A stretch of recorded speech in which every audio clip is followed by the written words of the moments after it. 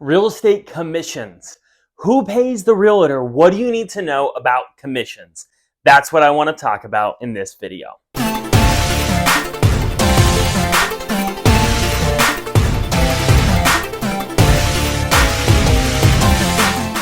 Okay, so there's really two main questions. Well, maybe three. How much are realtor commissions? What service do you get for those commissions? And who is paying that fee? Who pays the fee?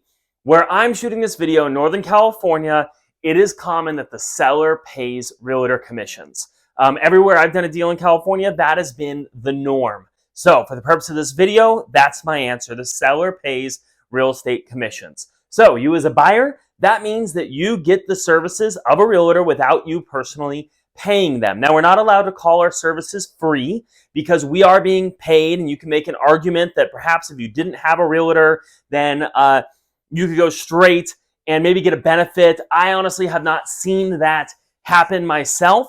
The way it works is this. We sit down with a seller and we say, we are willing to prepare, market, negotiate the sale of your home for a set total commission. Often that's 5 to 6%, but it can vary all over the place. For this example, I'll use the example of 6%. If I'm meeting with a seller and I tell them we charge a 6% flat fee to prepare, market, and negotiate the sale of your home. However, I understand that I personally may not be able to find the buyer. That is the total fee that involves selling the home. But I want to make sure that other agents are incentivized to bring their buyers to view my client's home.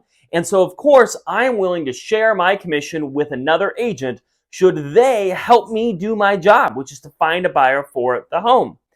In this area in Northern California, it's very common to see 2.5% offered to a buyer's agent. So I will use that as the example here. In that case, out of the total 6%, 2.5% would go to the buyer's agent, which means that would leave 3.5% to the listing agent. So still that total 6% that the seller is paying for the sale of their home, and their agent is giving a portion of their commission to the buyer's agent.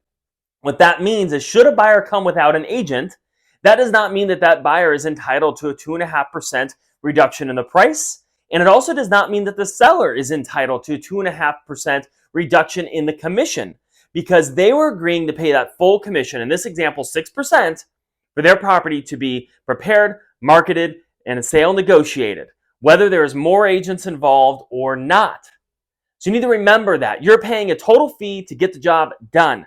Should not necessarily matter to you as the seller how many agents are involved, especially because if your agent finds that buyer, they've likely been doing the work to have found that buyer, help them through the loan approval process, help them do their home search. So you certainly would not want to de-incentivize your own agent from bringing one of their buyers to buy your home, right? So it's normal that full commission would go there. Now, that being said, there sometimes are other negotiations and the commission can be reduced. But in general, by and large, sellers pay commission in the state of California. Now, the other two things, what services do you get and what is that commission amount? There is every range of commission amounts. So I will tell you, I often see a total of 5 to 6% being very common. However, there are discount brokerages for much less.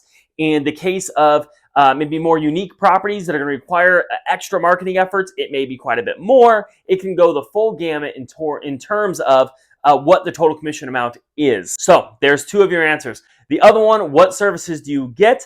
That also is going to have a wide range. I mentioned the concept of preparing, marketing, and negotiating the sale. In my opinion, those are the three main categories. There are many agents and real estate companies that are not involved in the preparing portion. You can go all the way down to the discount brokerage that might simply list your home online for you and not be involved even in the negotiations. So you can get the full gamut of price ranges and service offerings. And so it's important that you really consider what you're looking for, what you feel your needs are, and you want to look at the ultimate value of an agent. It's less important what they're charging you and more what you're getting for what they're charging. In some cases, a cheaper rate is often not a great deal if you need a higher level of service. Think of this like anywhere else you would go, any other service industry, where often, the old adage is you get what you pay for. But that's not always true at the same time. So you want to make sure you understand what services you're paying for, look at your options, make sure you feel you're getting the best value that's going to help you accomplish the goal that you have.